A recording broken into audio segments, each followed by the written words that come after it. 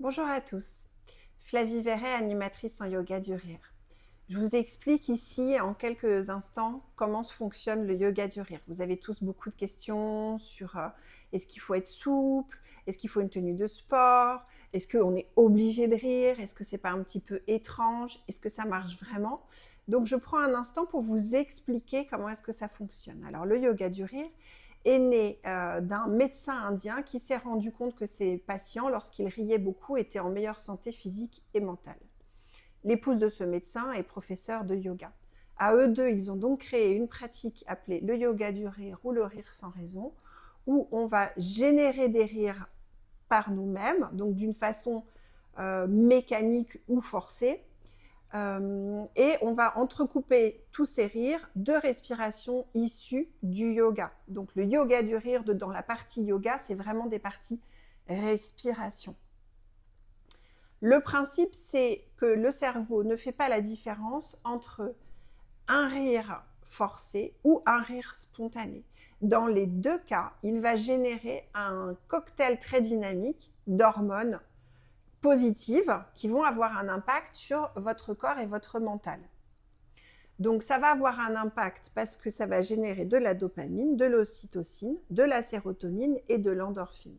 Beaucoup d'hormones de bonheur, des hormones qui peuvent aussi parfois permettre de supporter la douleur. Donc par exemple pour des personnes qui ont des douleurs chroniques, la partie endorphine équivaut un petit peu à de la morphine et donc c'est très bon.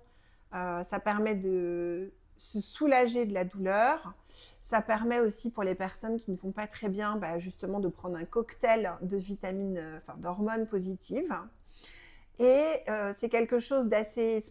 Alors, c'est pas sportif, mais c'est physique, puisqu'on va aller très très vite dans les différentes activités, puisque le rire fait beaucoup travailler certains muscles du corps, que ce soit au niveau de la respiration, au niveau du ventre, au niveau du visage. Ça équivaut à une séance d'aérobic. Et donc, c'est recommandé par la Fédération de cardiologie française, puisque ça va aussi avoir un impact, du coup, sur le cœur et la respiration. Ça se pratique en groupe, de minimum 6 à 8 personnes, puisque plus on est de fous, plus on rit, donc plus c'est facile, en fait. Et plus le rire va avoir un effet miroir d'une personne à une autre. C'est organisé comme un repas, avec une entrée, un plat, un dessert. L'entrée, c'est la pose de cadre, que tout le monde se sente à l'aise et ne ressente pas d'obligation de rire. Des exercices d'étirement, des échauffements, des mises en situation qui vont amener à rire. Puis la partie plat, là, ça va être des exercices de rire forcé. Donc, je vais vous donner un exemple que tout le monde connaît, par exemple le rire du Père Noël. Donc, on marche en se regardant droit dans les yeux, puis on va faire ho ho ho. Alors évidemment, sorti du contexte comme ça, c'est pas évident de se mettre à rire, mais je vous assure que ça fonctionne très bien quand on est en groupe et que les rires sont bien organisés. Puis on va terminer par une méditation du rire. Donc là, si on est en entreprise, on s'assied. Si on est entre particuliers, on peut s'allonger sur des tapis de yoga. Et on va lâcher les derniers rires qu'on peut avoir besoin de lâcher. Puis on passe à la méditation que j'anime pour ma part en tant que sophrologue comme une méditation sophro. Ensuite, on termine avec un partage pour les gens qui ont envie de partager. Et on se quitte reboosté avec un bon système immunitaire, une aide pour le sommeil, une aide pour le cardio et la respiration. N'hésitez pas à me poser des questions si vous avez besoin.